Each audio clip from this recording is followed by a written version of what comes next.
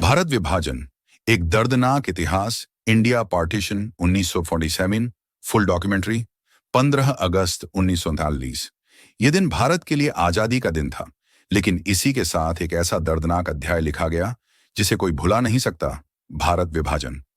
1.5 करोड़ से ज्यादा लोग बेघर हुए। 10 लाख से ज्यादा लोगों की जान गई। लोगों ने अपनों को खो दिया, घर बार छोड़ना पड़ा और खून की नदियां बह गईं।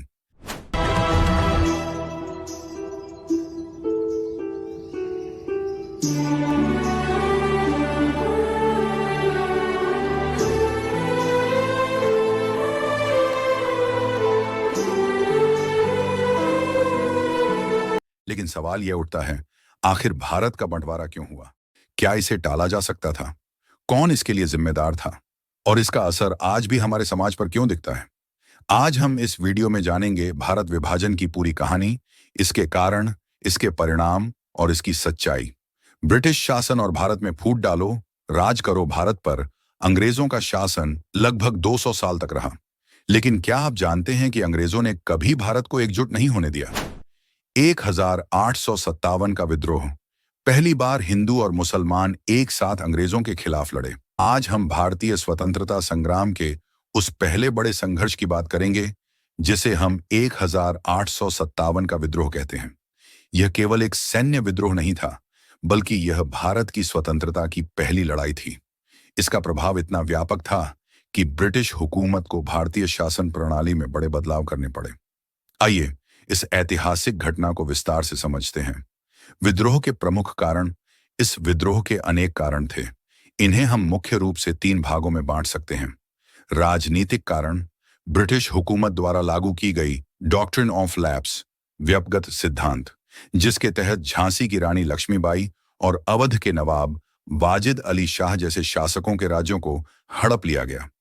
भारतीय राजाओं और नवाबों का धीरे धीरे शक्तिहीन होना। अंग्रेजों की बढ़ती शक्ति और भारतीय रियासतों का पतन। आर्थिक कारण। भारी करों और जबरन वसूली से किसानों और जमींदारों की स्थिति खराब हो गई। भारतीय कारीगरों को ब्रिटिश उत्पादों के कारण भारी नुकसान हुआ। पारंपरिक उद्योगों का नष्ट होना और बेरोजगारी का बढ़ना। सामाजिक और धार्मिक कारण। भारतीय संस्कृति और परंपराओं का अपमान। ब्रिटिश सरकार द्वारा ईसाई धर्म के प्रचार को बढ़ावा देना। सिपाहियों के लिए नई एनफील्ड राइफल्स के कारतूसों पर गाय और सुअर की चर्बी का इस्तेमाल, जिससे धार्मिक भावनाएं आहत हुईं। विद्रोह की शुरुआत और प्रमुख घटनाएं। 29 मार्च 1957 को मंगल पांडे ने बैरकपुर छावनी में ब्रिटिश अधिकारियों के खिलाफ विद्रोह कर दिया। 10 मई 1857 को मेरठ में भारतीय सैनिकों ने अपने ब्रिटिश अधिकारियों के खिलाफ बगावत कर दी। इसके तुरंत बाद यह आग दिल्ली, कानपुर, लखनऊ, झांसी और कई अन्य स्थानों तक फैल गई। विद्रोहियों ने दिल्ली में बहादुर शाह जफर को भारत का सम्राट घोषित किया। विद्रोह के प्रमुख नायक। बहादुर शाह जफर। दिल्ली में विद्रोहियों ने उन्हें अपना सम्राट घोषित किया। नाना साहेब। कानपुर में उन्होंने अंग्रेजों के खिलाफ मोर्चा संभाला। रानी लक्ष्मीबाई, झांसी की रानी, जिन्होंने वीरतापूर्वक ब्रिटिश सेना का मुकाबला किया। तांत्या टोपे, रणनीतिकार, जिन्होंने विभिन्न मोर्चों पर विद्रोह का नेतृत्व किया। बेगम हजरत महल, लखनऊ में अंग्रेजों से संघर्ष किया। विद्रोह का विस्तार और दमन। विद्रोह पूरे उत्तर और मध्य भारत में फैल गया। हालांकि ब्रिटिश सेना ने अपनी संगठित ताकत और बेहतर हथियारों के बल पर एक एक कर विद्रोह के केंद्रों को कुचल दिया। 1857 के अंत तक दिल्ली, कानपुर और लखनऊ पर अंग्रेजों ने पुनः कब्जा कर लिया। 1868 में रानी लक्ष्मीबाई वीरगति को प्राप्त हुईं। नाना साहेब और तांत्या टोपे के नेतृत्व में संघर्ष जारी रहा, लेकिन ब्रिटिश सेना ने धीरे धीरे विद्रोह को दबा दिया। विद्रोह के प्रभाव और परिणाम। ब्रिटिश सत्ता का पुनर्गठन। 1558 में ब्रिटिश ईस्ट इंडिया कंपनी का शासन समाप्त कर दिया गया और भारत सीधे ब्रिटिश क्राउन के अधीन आ गया। भारत में गवर्नर जनरल का पद समाप्त कर वायसराय की नियुक्ति हुई। भारतीय समाज पर प्रभाव, ब्रिटिशों ने भारतीयों को उच्च प्रशासनिक पदों से और दूर कर दिया। हिंदू मुस्लिम एकता को कमजोर करने की साजिशें तेज हो गईं। आधुनिक राष्ट्रवाद का उदय, इस विद्रोह ने भारतीय स्वतंत्रता संग्राम की नींव रखी। इसके बाद भारतीयों में अंग्रेजों के प्रति गहरी असंतोष की भावना पनपी, जिसने 20वीं शताब्दी में महात्मा गांधी जैसे नेताओं को प्रेरित किया। एक हाथ से तो ताली नहीं बन सकती है, मुझको सब हाथ मिले तब बड़ी ताली में बजा सकता हूँ और तब मैं सारी दुनिया को हंसा सकता हूँ। और पीछे दुनिया क्या कहेगी कि अगर कोई मुल्क को आज़ाद होना चाहिए वो तो हिंदुस्तान इस आज़ादी के लिए मुल्क है। और मेरी तो तमन्ना ये है, मेरी तो आशा ये है, ईश्वर से प्रार्थना ये है कि हिंदुस्तान ऐसा बने कि जिससे सारी दुनिया कहे कि अगर आज़ाद बनना है तो हिंदुस्तान के जैसे आज़ाद बनो। ऐसा करने में आप लोग बहुत बड़ा हिस्सा ले सकते हैं। सब के सब अपनी जगह पर अपना धर्म का पालन करें तो हिंदुस्तान जैसा मैं आपको कहता हूँ ऐसा बन सकता है, उसमें मुझको तनिक भी शंका नहीं है। 1857 का विद्रोह भले ही सफल नहीं हुआ, लेकिन इसने भारतीय स्वतंत्रता संग्राम की शुरुआत कर दी। ब्रिटिश रणनीति, डिवाइड एंड रूल, यानी फूट डालो और राज करो।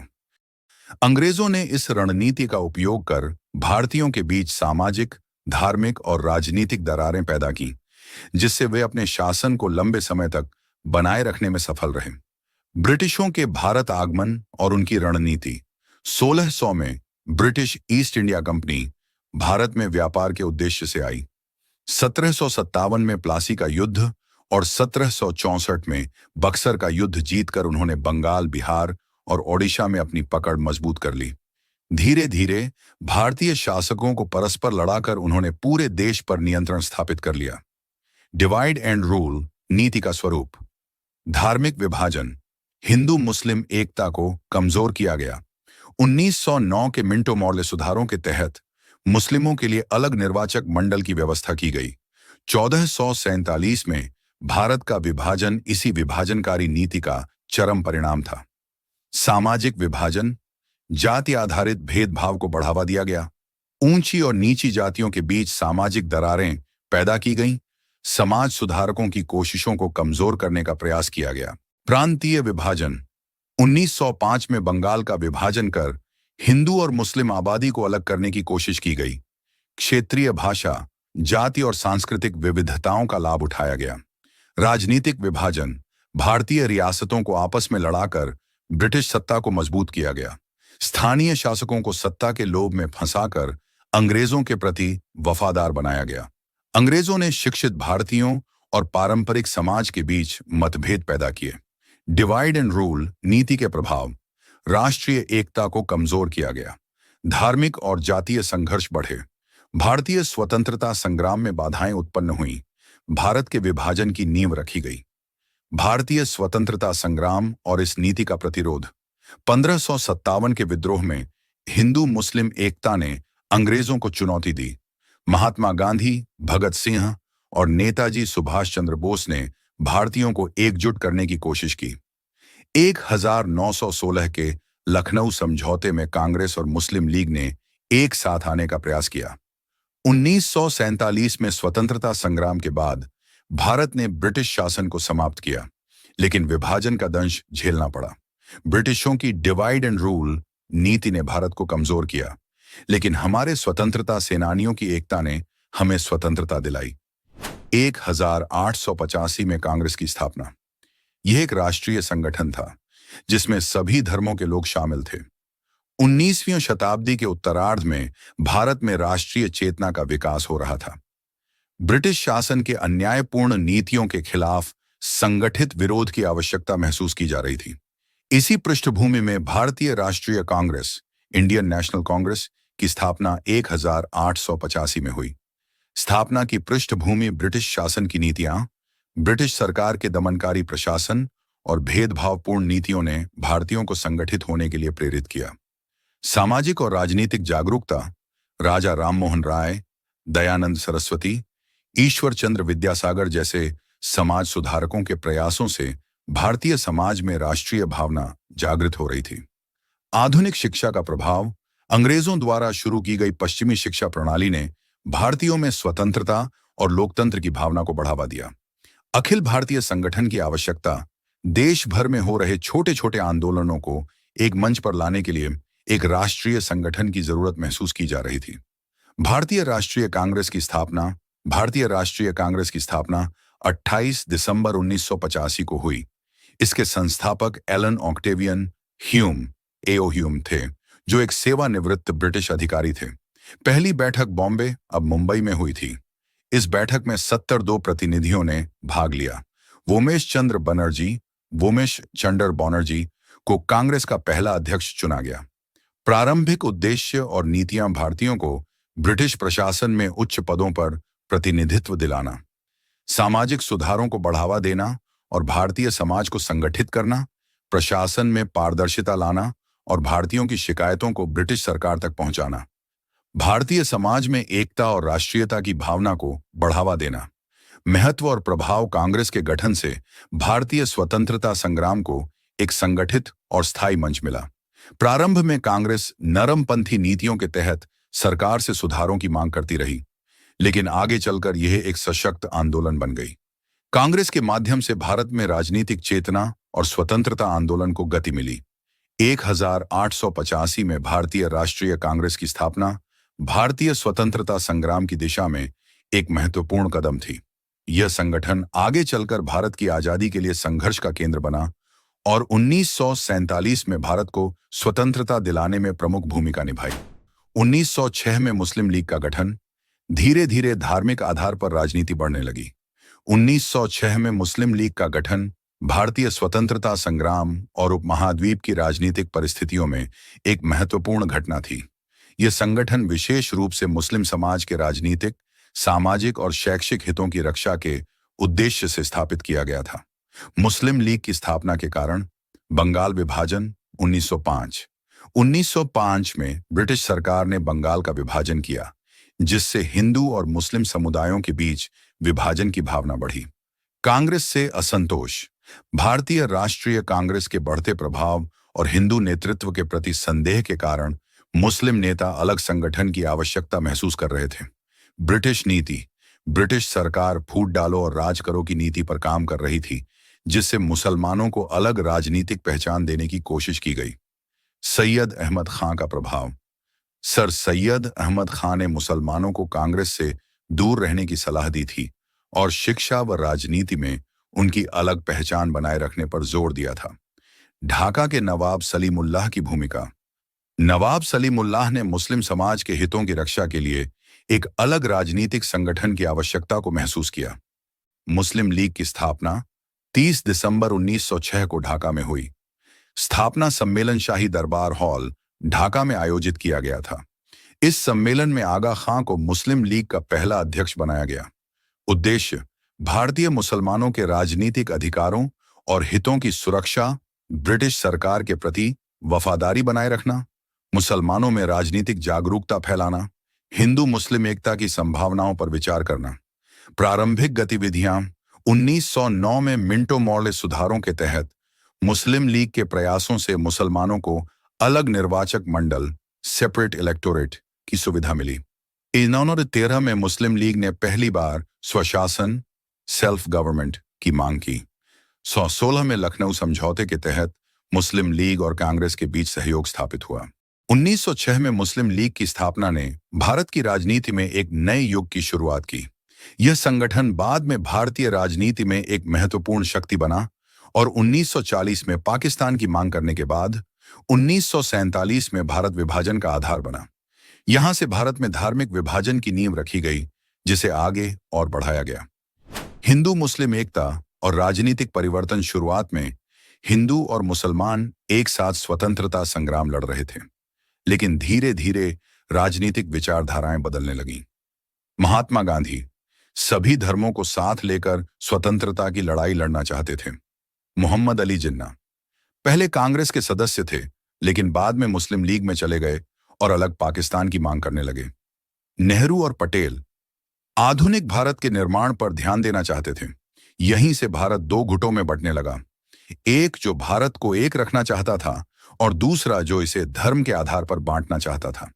पाकिस्तान की मांग और अंग्रेजों की भूमिका 1940 में लाहौर प्रस्ताव पास हुआ, जिसमें मुस्लिम लीग ने अलग पाकिस्तान की मांग की। ब्रिटिश सरकार ने इस मांग को हवा दी। द्वितीय विश्व युद्ध के बाद ब्रिटेन आर्थिक रूप से कमजोर हो गया था। 1946 में कैबिनेट मिशन आया, लेकिन कोई हल नहीं निकला। 1946 में हिंदू मुस्लिम दंगे शुरू हो गए। अब विभाजन लगभग तय हो गया था। There are two major nations, the Hindus and Muslims. 100 millions of Muslims cannot be characterized as a minority. We are 70 millions in the northwestern and northeastern zones of India. We constitute a majority of 70% against the caste Hindus in these homelands of ours. We want the division of India into Hindustan and Pakistan because that is the only practical solution. Hindu India and Muslim India must be separated because the two nations are entirely distinct and different and in some matters antagonistic to each other. Let me tell you some of the differences. We differ in our history, culture, language, architecture, music, laws, jurisprudence, calendar, and our entire social fabric and code of life. One India is impossible realization. Bharat का विभाजन और Radcliffe line, British सरकार ने sir Cyril Radcliffe को बुलाया, जिन्होंने 5 हफ्तों के अंदर भारत का बंटवारा कर दिया। 14 अगस्त 1947 को पाकिस्तान बना, 15 अगस्त 1947 को भारत बना। रेडक्लिफ को भारत के बारे में कुछ पता नहीं था, फिर भी उन्होंने एक रेखा खींच दी। पंजाब और बंगाल के लाखों लोग एक ही रात में शरणार्थी बन गए। विभाजन की हिंसा और सबसे बड़ा पलायन, विभाजन के बाद दंगे, हत्याएं, लूट और बलात्कार का दौर शुरू हो गया। लाखों लोग घर छोड़कर दूसरी तरफ भागे। ट्रेनें लाशों से भरी हुई पाकिस्तान और भारत के बीच चल रही थीं। हजारों महिलाओं का अपहरण और बलात्कार हुआ। सिखों, हिंदुओं और मुसलमानों ने एक दूसरे के खिलाफ हथियार उठा लिया। यह इंसानियत का सबसे काला अध्याय था। विभाजन के बाद का भारत और पाकिस्तान। विभाजन के बाद गांधी जी हिंदू मुस्लिम एकता के लिए काम कर रहे थे, लेकिन 30 जनवरी 1948 को उनकी हत्या कर दी गई। भारत ने नेहरू के नेतृत्व में प्रगति की। पाकिस्तान जिन्ना के नेतृत्व में आगे बढ़ा, लेकिन जल्दी ही राजनीतिक अस्थिरता में चला गया। भारत और पाकिस्तान का विभाजन इतिहास का एक कड़वा सच है। क्या यह विभाजन रोका जा सकता था? क्या धर्म की राजनीति ने हमें बांट दिया? क्या आज हम शांति और भाईचारे को अपना सकते हैं? इतिहास से सबक लेकर हमें नफरत के बजाय प्रेम को चुनना होगा। अगर आपको यह वीडियो पसंद आया तो लाइक करें, शेयर करें और सब्सक्राइब